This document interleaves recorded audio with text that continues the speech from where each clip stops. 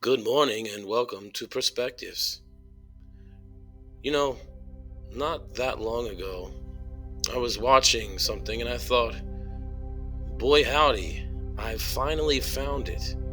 I've found the Holy Grail. I have found the perfect television miniseries. And I thought, yeah! Woo- Woohoo! And guess what? It was made by Sci-Fi and it didn't suck. What? The miniseries is called The Lost Room. I'm going to read from the Wikipedia page to give you a little background. The Lost Room is a 2006 supernatural television miniseries that aired on the Sci-Fi Channel in the United States. The series revolves around the titular room and some of the everyday items from that room, which possess unusual powers. The show's protagonist, Joe Miller, is searching for these objects to rescue his daughter Anna, who has disappeared inside the room. Once a typical room at a 1960s motel along US Route 66, the Lost Room has existed outside of normal time and space since 1961, when what is referred to only as, quote-unquote, the event took place. So that's the room. It's got Juliana Margulies in it, Kevin Pollak, some other people. What else can I say about it? So I thought, well, before jumping into it, let me explain why I like the room. Maybe talk about the story a little bit. I don't know. Sounds like a good way to start. The room begins with Detective Joe Miller, played by Peter Krause. First, let me say that I think Peter Krause does a really, really good job in this role. In fact, I'm just going to go ahead and spill my beans to you right here. And I'll go so far as to say, in my humble opinion, I think the Lost Room is pretty near to a perfect miniseries. So why do I say it's a perfect miniseries? Well, for one, it's completely original. And so far as I could find anywhere, it was not based on a comic book or an already existing book or any kind of idea that I could find. The story was written by Christopher Leone, Paul Workman, and then it looks like a woman named Laura Harcum worked on some of the teleplay. Okay, it is originally 3 2-hour episodes. I believe when they originally showed it, it was 6 1-hour episodes. The first time I saw it, I didn't see the whole thing. I saw it when it first debuted. I remember my aunt and my grandmother. My aunt has since passed on, God rest her soul. They would often watch Sci-Fi, and I made a joke about it not sucking, because anybody who watched Sci-Fi, you watch Sci-Fi in the late 90s or early 2000s, a lot of those things were just god awful. This wasn't. I saw parts of it sitting there, and I was like, what is this? And my aunt was trying to explain to me what it was, because I think she was already on episode 2. And so I saw part of it, and then I visited another day and saw part of it again, and I was intrigued. I thought about it ever since then. To tell you the truth, I didn't watch the entire miniseries until 2 months ago. And if you're listening to this and you want to know, you can pause it right now, because last I checked, it was free on YouTube, the whole thing. You just got to sit through some commercials. So let me get back to Peter Krause. Does an awesome job. As I already mentioned, Juliana Margulies is in it, Kevin Pollak, Elle Fanning's in it, Dakota Fanning's little sister. Margaret Cho, the comedian, is in it. And I'm going to call it the perfect miniseries because everybody who's in it, all the actors, hit their role spot on. There's nobody weak. Nobody's over the top. It looks like a comic book, graphic novel, or sci-fi fantasy come to life in a really, really good way. And so you have Detective Joe Miller.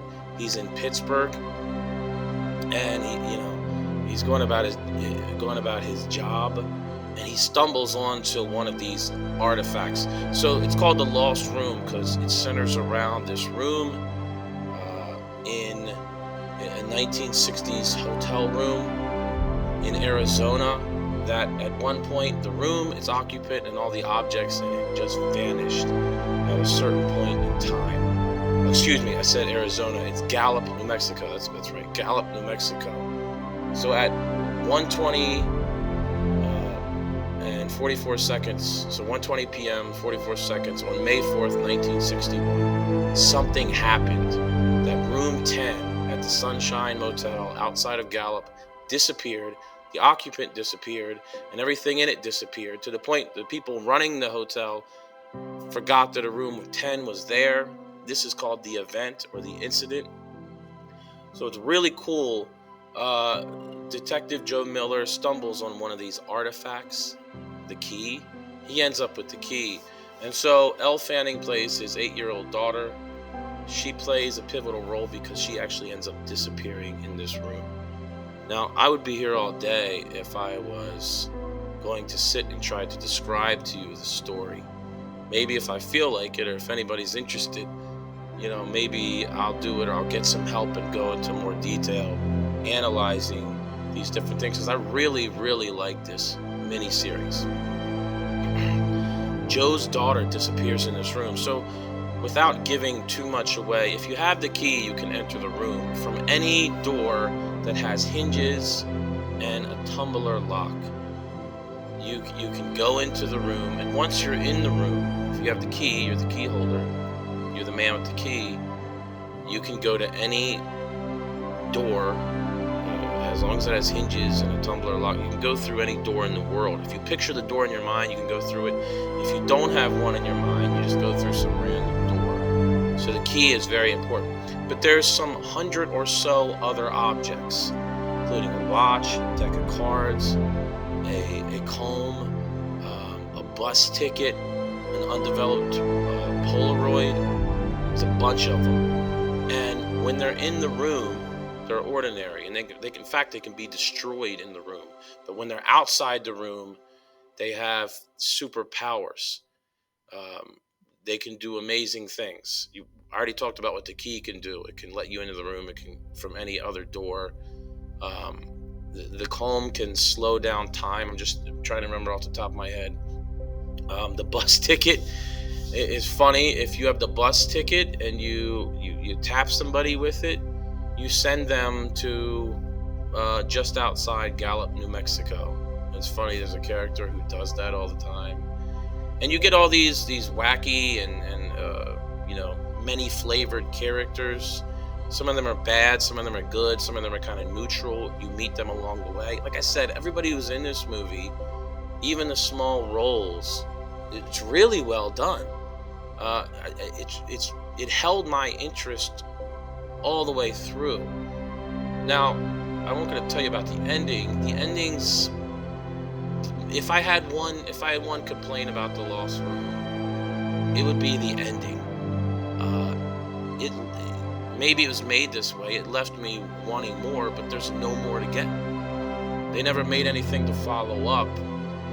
I know somebody had signed on to make a comic, and it kept getting put on hold, and last I checked, it's still permanently on hold.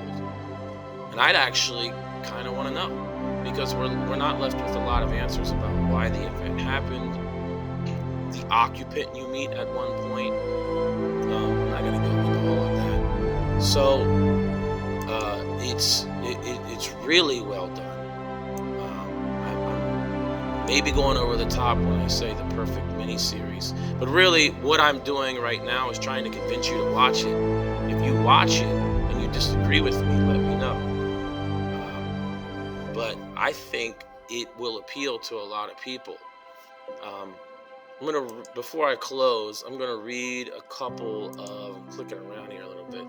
I'm going to read a couple of reviews,